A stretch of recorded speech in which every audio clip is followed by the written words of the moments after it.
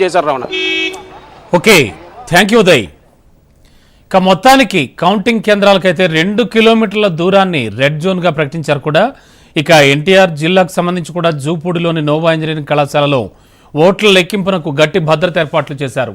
అలాగే పల్నాడు జిల్లా వ్యాప్తంగా 144 సెక్షన్ కూడా అమల్లో ఉందని, ఫలితాలు వెలువడిన తర్వాత ఆ తర్వాత రోజు కూడా ఎవరూ దుకాణాలు తెరవద్దని ఎస్పీ మల్లికార్జున్ గార్గ్ ఆదేశించారు. నరసరావుపేట సమీపంలోని జేఎన్టీయూ కళాశాల లెక్కింపు కేంద్రం వద్ద భారీ బందోబస్తు ఏర్పాటు చేశారు. రైట్, మొత్తానికి ఓవరాల్గా చూస్తే కనుక ఏపీ మొత్తం భారీ భద్రతా బలగాల నడుమ చిక్కుకుని ఉందని చెప్పచ్చు. ఓకే, ఇక విజయవాడ నుంచి మా ఏపీ కోఆర్డినేటర్ రాజేష్ మరిన్ని వివరాలు అందించడానికి సిద్ధంగా ఉన్నారు లైవ్లో. రాజేష్, ఏం జరుగుతోంది ప్రస్తుతానికి? ఎటువంటి జాగ్రత్తలు తీసుకుంటున్నారు? అల్లర్లు చెలరేగేటువంటి ప్రాంతాలని, అంటే అతి సమస్యాత్మక ప్రాంతాలని, ఇలాంటి వాటిని ఏ దృష్టిలో చూస్తున్నారు? ఎలాంటి భద్రత ఏర్పాటు చేశారు? ఏమిటి సిచ్యువేషన్? రమణ, రాష్ట్రంలో కూడా మొత్తం కూడా కౌంటింగ్ కేంద్రాల వద్ద 3 అంచుల భద్రతా ఏర్పాట్లను పూర్తి స్థాయిలో ఏర్పాటు చేశారు. అదేవిధంగా ప్రధానంగా చూసుకుంటే ఎక్కడైతే గతంలో ఎలక్షన్ రోజు గొడవలు జరిగినాయో ఆ ప్రాంతాలను పూర్తి స్థాయిలో కట్టుదిట్టమైన పోలీసు బందోబస్తు ఏర్పాటు చేశారు. ఇప్పటికే ఎక్కడ కూడా కౌంటింగ్ కేంద్రాలకు సామాన్యులు ఎవరు, కార్యకర్తలు కానీ ఎవరు చేరుకోకుండా కేవలం ఏజెంట్లు మాత్రమే కౌంటింగ్ కేంద్రాలకు చేరుకునే విధంగా అన్ని ఏర్పాట్లు చేశారు. దాదాపు చూసుకుంటే రాష్ట్ర వ్యాప్తంగా 144 సెక్షన్ని ఏర్పాటు చేశారు.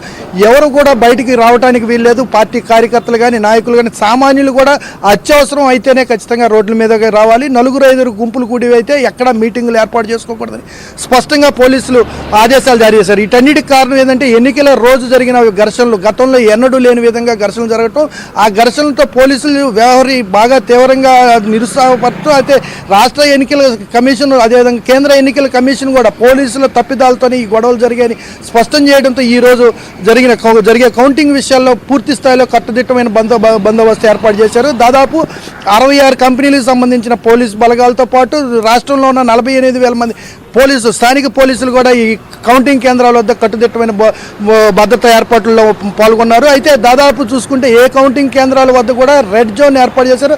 ఆ కౌంటింగ్ కేంద్రాలకు సమీపంలో 2 కిలోమీటర్ల సమీపంలో ఏ ఒక్క షాపు కానీ, ఏ ఒక్క వాహనం కూడా, ప్రైవేట్ వాహనం కూడా కనపడకుండా అంత కట్టడి చేశారు. అయితే జాతీయ రహదారులు వెంట ఉన్న కౌంటింగ్ కేంద్రాల వద్ద కొంత వెసులుబాటు ఇచ్చి కౌంటింగ్ కేంద్రాల్లో జాతీయ రహదారులు వెళ్ళే వాహనాలకు అనుమతులు ఇచ్చేసి ఎక్కడ ఇబ్బంది లేకుండా ప్రయాణికులకు కావచ్చు, జాతీయ రహదారిలో ప్రయాణం చేసే వాహనాలకు కావచ్చు, అటువంటి వాహనాలకు ఎక్కడ ఇబ్బంది లేకుండా పోలీసులు ప్రత్యామ్నాయంగా ఏర్పాట్లు చేశారు. ఏదేమైనప్పటికీ కూడా రాష్ట్ర వ్యాప్తంగా జరుగుతున్న ఈ కౌంటింగ్ ప్రక్రియ మధ్యాహ్నానికి దాదాపు 111 కేంద్రాల నుంచి రిజల్ట్ వచ్చే అవకాశం ఉంది. మధ్యాహ్నం 1 గంట వరకు, ఆ తర్వాత సాయంత్రం 5 గంటల వరకు దాదాపు రాష్ట్రంలో ఉన్న 150 నియోజకవర్గాల రిజల్ట్ వచ్చింది. మరికొన్ని 11 నియోజకవర్గాలకు సంబంధించిన రిజల్ట్ మాత్రం కొద్దిగా ఆలస్యం అవుతుందని ఇప్పటికే అధికారులు స్పష్టం చేశారు.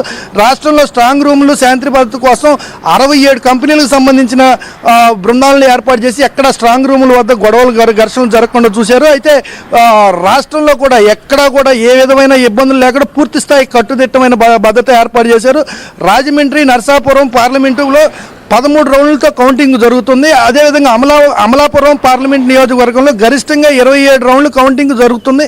కౌంటింగ్ ప్రక్రియ విషయంలో ఎక్కడా కూడా ఏ ఇబ్బంది లేకుండా, ఏ పార్టీ నాయకులకు కూడా ఏ ఒత్తిడి లేకుండా పూర్తి స్థాయిలో ఏర్పాట్లు చేశారు. దీంతో పాటు కూడా చూసుకుంటే మనం ఎక్కడైతే ఈవీఎం మిషన్లు కౌంటింగ్ ప్రక్రియ మొదలవుతుందో ఆ ఈవీఎం మిషన్ కౌంటింగ్ ప్రక్రియ అభ్యర్థులు ఎవరైతే ఉన్నారో అభ్యర్థులు అందరికీ కనపడే విధంగా పూర్తి స్థాయిలో అభ్యర్థులకి ప్రాధాన్యత ఇచ్చే విధంగా, అభ్యర్థులు ఓకే అన్నాకే నెక్స్ట్ ఈవీఎంకి వెళ్ళే విధంగా అధికారులు ఏర్పాటు చేశారు. రావణ.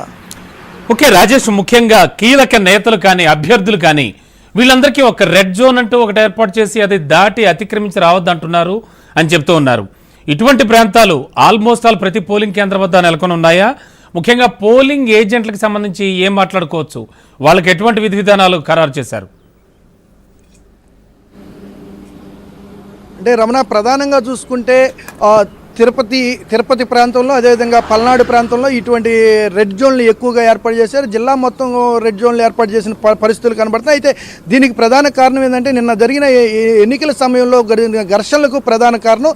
అయితే నాయకులు ఎక్కడా కూడా కౌంటింగ్ కేంద్రాల దగ్గర ఎక్కడ హడావుడి జరగకూడదు, ఎక్కడ అలజడి వాతావరణం సృష్టించకుండా ఉండడానికి ముందస్తుగా గ్రామాలను సైతం కట్టుదిట్టమైన బందోబస్తులు అయితే కౌంటింగ్ కేంద్రాలు సుదీర్ఘ దూరంగా ఉన్నప్పటికీ కూడా గ్రామాల నుంచి ప్రజలు బయటకు రాకుండా ముందస్తుగా గట్టి బందోబస్తు ఏర్పాటు చేశారు. ఎక్కడా కూడా ఇరు పార్టీలకు సంబంధించిన నాయకులు కూడా పెద్ద సంఖ్యలో వాహనాలు తీసి వెళ్ళటానికి కూడా వీలు లేకుండా కౌంటింగ్ కేంద్రానికి ఎవరైతే ఏజెంట్లతో పాటు ఎవరైతే అభ్యర్థి ఉన్నారో అభ్యర్థి ఒక వాహనంలోనే కౌంటింగ్ కేంద్రాలకు వెళ్ళేట్టు ఏర్పాటు చేశారు. అదేవిధంగా గతంలో ఎన్నడూ లేని విధంగా కౌంటింగ్ ఏజెంట్లకు రాష్ట్ర వ్యాప్తంగా కూడా ఖచ్చితంగా డ్రంక్ అండ్ డ్రైవ్ టెస్టులు చేసిన తర్వాతే ఏజెంట్లు లోపలికి అనుమతించాలి. ఎక్కడా కూడా మద్యం సేవించి లోపలికి వెళ్ళకూడదు. మద్యం సేవించిన తర్వాత లోపలికి వెళ్తే అనేక ఇబ్బందులు ఎదురవుతాయి అనేసి ముందస్తుగా ఎక్కడ ఇబ్బంది లేకుండా భద్రతా ఏర్పాట్లు కట్టుదిట్టంగా ఏర్పాటు చేశారు. రమణ.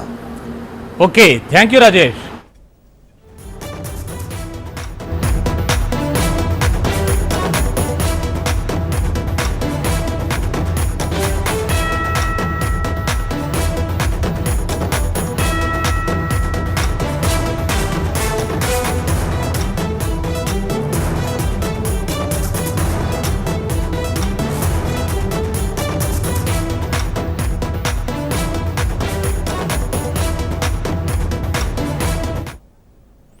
కౌంటింగ్ కేంద్రాలకు 2 కిలోమీటర్ల దూరాన్ని రెడ్ జోన్గా ప్రకటించారు. ఎన్టీఆర్ జిల్లాకు సంబంధించి జూపూడిలోని నోవా ఇంజనీరింగ్ కళాశాలలో ఓట్ల లెక్కింపునకు గట్టి భద్రత ఏర్పాట్లు చేశారు.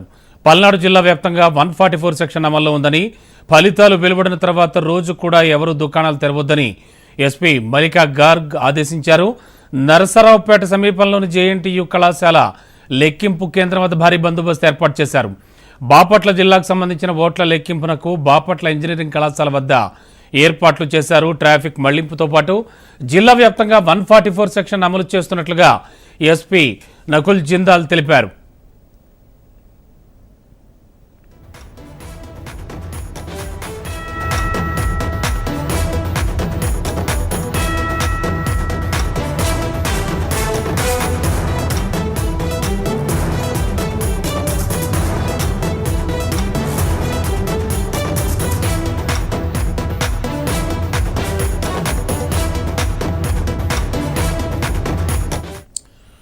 మొత్తం ఏపీ